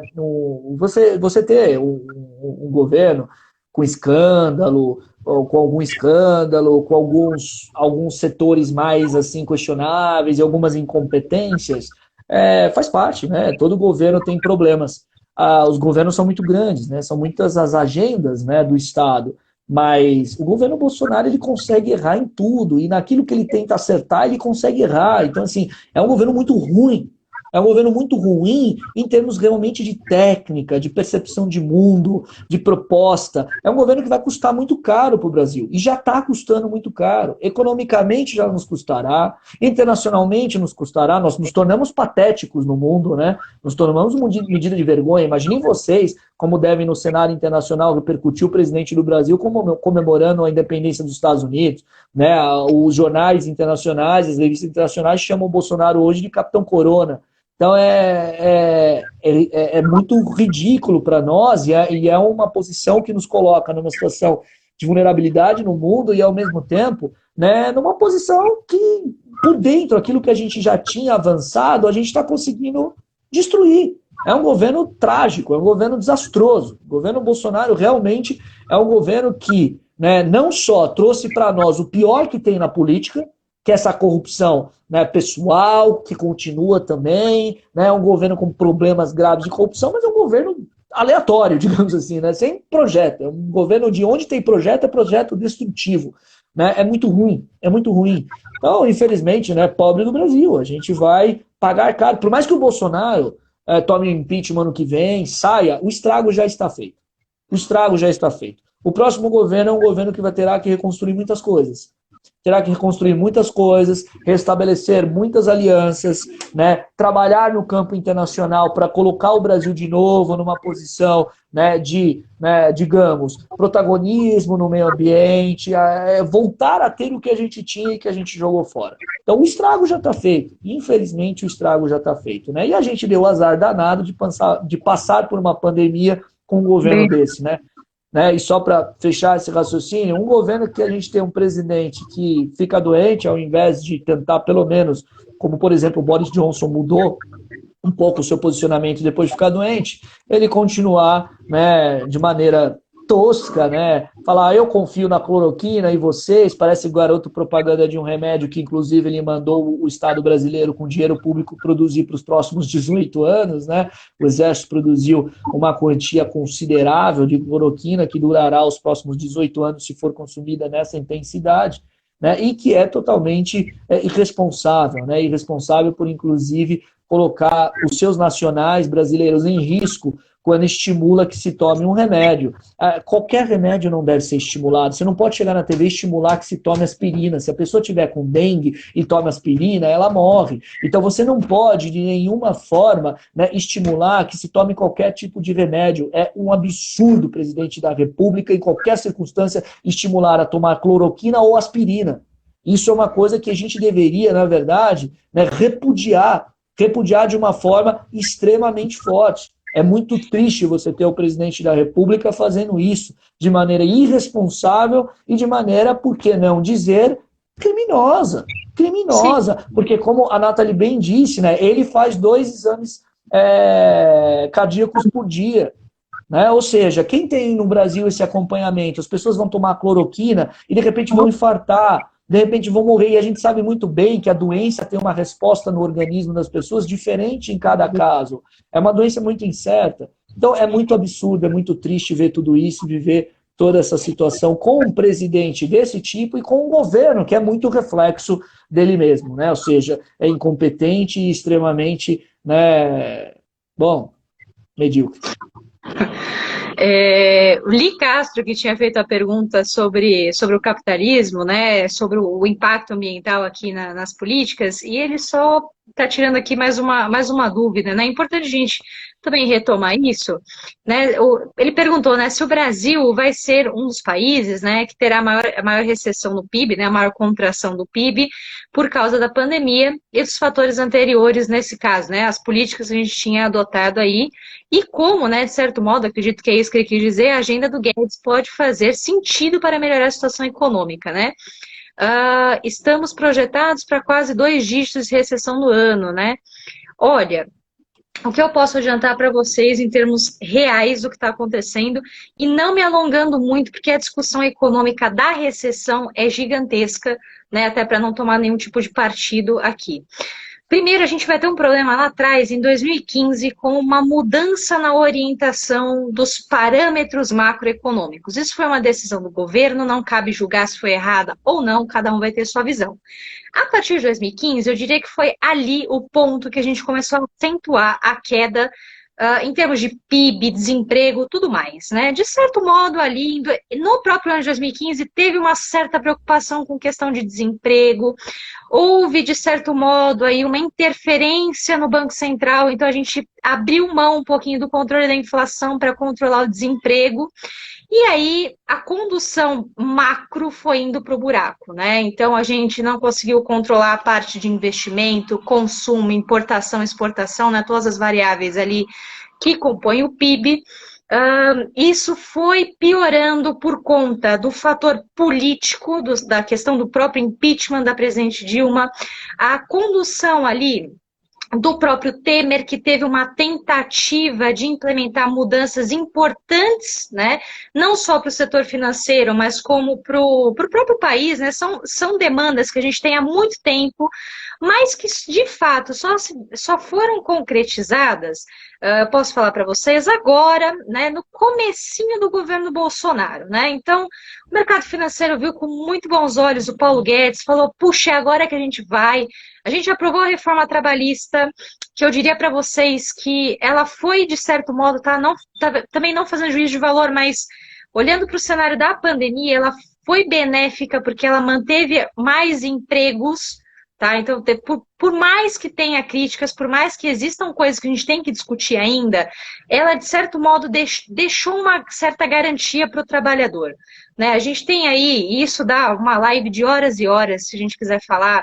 A gente tem ainda a característica de um Estado paternalista, a gente é um país que tem muito imposto a ser pago, né?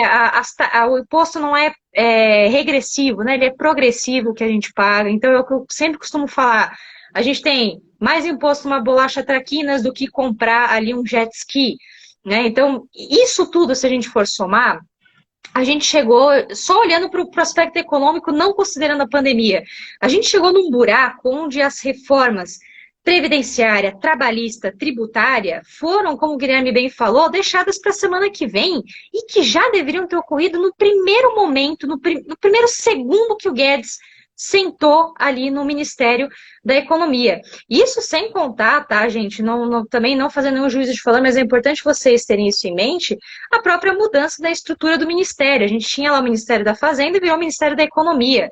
Tá? Isso tem impactos relevantes na hora de decisão de voto, por exemplo, dentro da própria decisão do que vai ser a meta de inflação. Então, o Conselho Monetário Nacional. Tá? Então, são aspectos importantes que a gente tem que levar em consideração, que foram mudanças significativas, né? A gente teve outras propostas também que foram colocadas de lado, com a própria autonomia do Banco Central, que não está sendo discutida. Muitas discussões, por isso que eu voltei até 2015, que remetem a esse ano, remetem a períodos, inclusive anteriores, que a gente pausou. A gente apertou o pause e a gente seguiu com a agenda chamada pandemia. Porque era algo inesperado, era uma incerteza, ninguém poderia prever. Ninguém poderia prever. Olha, vai acontecer uma pandemia, como que a gente vai partir, né? O que a gente vai resolver a partir daqui? E nesse sentido, que talvez seja, por isso que eu fiz toda essa regressão, seja a pergunta do Lee Castro, né? O que isso hoje faz sentido? Eu adiantei para vocês, hoje fez sentido um pouco a reforma trabalhista, mas a gente vai sentir isso em termos tributários e em termos previdenciários. Por quê? A pandemia vai afetar a situação de saúde de vocês, o cálculo atuarial, tá? Ou seja, o cálculo da previsão do quanto que vocês podem se aposentar. Em termos de saúde, vai ter que ser alterado por questões do próprio Covid. A parte tributária, a gente está pagando tanto imposto e ainda o Guedes aventou a possibilidade da retomada da CPMF, o que é absurdo no cenário que a gente está vivendo. A gente está estimulando a economia via uma demanda extremamente forçada para o consumo, que é uma característica lá de 2015. Só que em 2015 a gente não tinha pandemia. E aí, o que acontecia? Era fácil eu comprar uma TV, um carro, um celular. Hoje, sem linha de crédito, banco não querendo de jeito nenhum emprestar para a empresa, né? Só quer emprestar e olhe lá para algumas pessoas físicas com juros elevadíssimos, embora a gente tenha juros reais, né? O juro que a gente divulga é a Selic, baixos, né? Então, eu acho até engraçado, desculpa aqui me alongar, mas a discussão ainda é no seguinte sentido, vamos tributar dividendo, como sobreviver com juros negativos no mercado financeiro. Não, a gente não está nesse momento. As reformas que eram para ter sido feitas, tá, Ali Castro, a gente não fez. A gente não fez a lição de casa. A gente deixou para a semana que vem e toda essa avalanche, toda essa discussão, ela vai ter que ser retomada, refeita e recalculada, porque a gente vai viver um cenário pós-pandemia que é totalmente diferente. Então, a ideia da gente começar, vamos estimular investimento, fazer com que as pessoas invistam na Bolsa de Valores, ganhem dinheiro, né, no mercado financeiro, cai por terra. Eu falo para vocês, por favor, não acreditem que dá para ganhar dinheiro agora fácil. Não dá, não dá. A gente está com uma renda baixíssima. As pessoas que têm aí uma renda emergencial considerável, e se vocês quiserem números, eu vou chutar até aqui um número. 100 mil reais guardados. Aí sim, você investe lá sem peso na consciência. Agora eu duvido, tá? Eu duvido que pelo menos 70% da população brasileira tenha essa quantia guardada. E essa quantia, eu vou falar para vocês, sabe onde está guardada? Na poupança. Porque não está valendo mais a pena investir. Então você cortou investimento. Tá com vai provavelmente ter algum problema em termos de exportação por conta que a gente já que bem aventou o setor agroexportador. Vai ter problema no consumo porque não vai ser estimulado a curto prazo e com a cultura de que a gente vai estimular a economia via o quê? Consumo de carro, telefone, de componentes que a gente importa, não que a gente produz. Então, reparem, é uma bola de neve que eu falaria mil coisas para vocês, mas o resumo da história é: dado o buraco que a gente se meteu desde 2015 para cá, a lição de casa que não foi feita até aqui, a gente vai ter sérios problemas a partir de então. A política do Guedes, tudo que ele está falando deveria ser repensada e não é, porque ele acredita ainda que não está no cenário, ele está no cenário ainda antes da pandemia e isso tudo já mudou, o parâmetro já mudou, as variáveis já mudaram, os modelos que a gente fez já mudou. Juros baixos, imagina, onde que isso ia estar na cabeça de alguém? Quando que a gente ia falar em juros negativos no Brasil? Jamais, eu duvido que algum economista já tinha aventado essa possibilidade. Né? Então, isso que a gente tem que levar em consideração. Eu falaria horas e horas aqui só dessa parte econômica, mas ela é um pouquinho mais teórica, eu tentei deixar bem enxuto para poder responder essa dúvida de vocês. Mas é tudo isso que a gente tem que levar em consideração. Não é nada muito simples, não é nada muito singelo, do tipo, se a gente fizer a reforma tributária, amanhã a gente resolve o problema. Não vai ser assim e nunca vai ser assim. Mesma coisa se aplica, de novo, para o próprio mercado financeiro. Não é com R$600 da noite para o dia que vira 16 mil reais. Gente, ganha dinheiro no mercado financeiro? Ganha, mas não é assim. Não é assim, tá bom? Então fica todo o meu recado aqui, todo esse panorama. Não sei se o Guilherme quer comentar alguma coisa, acabei até me alongando aqui um pouquinho. Não, eu achei que é perfeito o que você falou, Nathalie, mas só fechar num campo, no aspecto político, o Paulo Guedes. Talvez o Paulo Guedes não tenha percebido, quando o governo Bolsonaro começou, que não dá para você, no Brasil, passar qualquer reforma sem negociar, né? Ele demorou para entender que você precisa negociar com as forças políticas, que você precisa negociar com os grupos de interesse. Então você não vai passar uma reforma tributária, parafraseando, né, o Garrincha, você não vai passar uma reforma tributária sem negociar com os russos. Você tem que negociar com os governadores, você tem que negociar com todos os interessados na reforma tributária que vão ter impacto. Então um dos problemas graves do Paulo Guedes, não só no que a Nathalie muito bem colocou em relação a parte econômica, mas também é a miopia política dele. E não entender que se negocia no Brasil e tem que negociar, é assim que funciona a política no mundo. E na política brasileira também não é diferente. Você quer passar uma reforma, que é uma reforma estrutural do país, você tem que negociar com os entes da federação, municípios, estados e a União.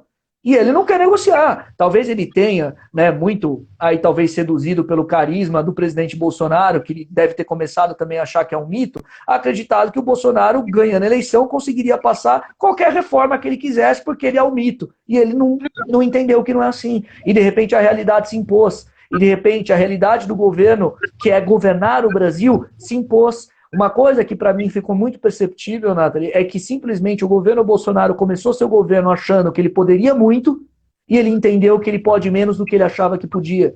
E aí ele começou a perceber que o Brasil tem uma estrutura política que se necessita do quê? Articulação, negociação, e não adianta ficar batendo perna, e não adianta ficar batendo, né, dando murro e fazendo fake news e não sei o quê. Isso serve para ganhar eleição, mas para governar não serve. Você precisa, para governar, de outras medidas, como principalmente a articulação. Então, o Paulo Guedes, no fundo, ele não entendeu isso politicamente. Por isso que ele virou o patético ministro da semana que vem. Né? O patético ministro da semana que vem, que é semana que vem eu ponho, semana que vem eu ponho, semana que vem eu ponho. E aí não vai colocar nunca. Não é assim, né? Não é assim. E só para fechar, que eu acabei não falando o número, tá? Mas a última revisão dos grandes boletins aí, Goldman Sachs, nossa, fugi agora. Meu Deus, fugiu o nome. JP Morgan, Goldman Sachs, todos eles, né? Eles preveem aí por volta de uma queda entre 7,4% e 7,5% do PIB, né? Eu diria, assim, sendo até otimista, eu acho que esses dois dígitos, a gente fala, vai cair 10, 20%, eu acho meio irrealista. Mas em torno de uns 8, 8,5%, tá? A gente colocando em alguns pontinhos percentuais já é mais possível. Mas se basear na previsão, pelo menos é 7,5% de queda do PIB, o que já é, assim, É astronômico. por isso que eu dei risada, Natalina. Fica tranquilo, não vai cair 11, vai cair só 8. Tô tranquilo, tô no tranquilo, só 8. Mas, assim, É, é um número muito considerável. Se a gente for pensar muito. se pensar até em termos do milagre econômico, acho que nem o acumulado do milagre econômico, que foi às custas aí de grandes obras públicas, de grandes gastos que a gente teve que empreender, eu acho que não compensa para poder retomar. E outra, já falando de obras públicas, né? Saiu faz um tempo, acho que foi algumas semanas atrás, que o governo não vai abrir mão nas grandes obras públicas. Eu falei, genial, porque já não tem dinheiro, né? A gente já vai estourar a meta, LDO, tudo mais. A gente continuou fazendo obra pública. Primeiro, para quem?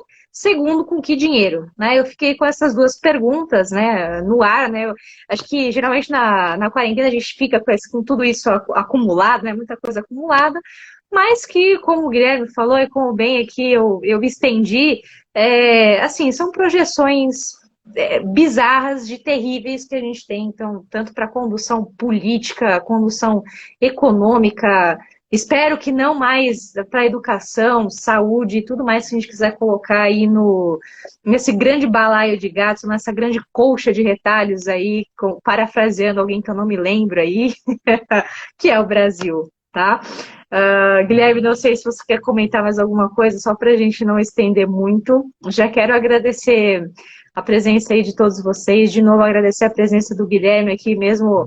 Esse moço falou aqui que com o celular quebrado, a câmera não ia dar certo, deu tudo certo. Mesmo com as Funcionou. derrubadas aqui, deu tudo certo. Fico feliz.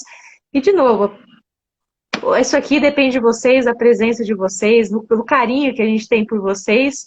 E a gente continua aqui na luta justamente para quê? Para ajudá-los aí a entender esses desdobramentos, essas questões um pouquinho chatas que às vezes a gente não tem com quem conversar. Guilherme, deixa esses últimos minutinhos para você. Não, é isso, Nathalie. É isso, só para brincar, né? O Paulo Guedes cada vez mais próximo, né, de um Roosevelt e de um Manteiga. É o liberal Paulo Guedes, né? Dá para chamar aí de Paulo Guedes Manteiga Roosevelt, né? Quem diria, né? Enfim. Mas também agradecer a todos, né, pela paciência, por acompanhar. Agradecer você, Nathalie, também, por sempre a oportunidade aqui. A criação é sua, né? A criação é sua, é você que comanda aqui. E é isso. E vamos torcer, né? Vamos torcer por nós, vamos torcer pelo país e vamos, né? Vamos acreditar que para reconstruir a gente vai precisar de muita coisa, mas a gente vai. Isso vai passar. Isso vai passar.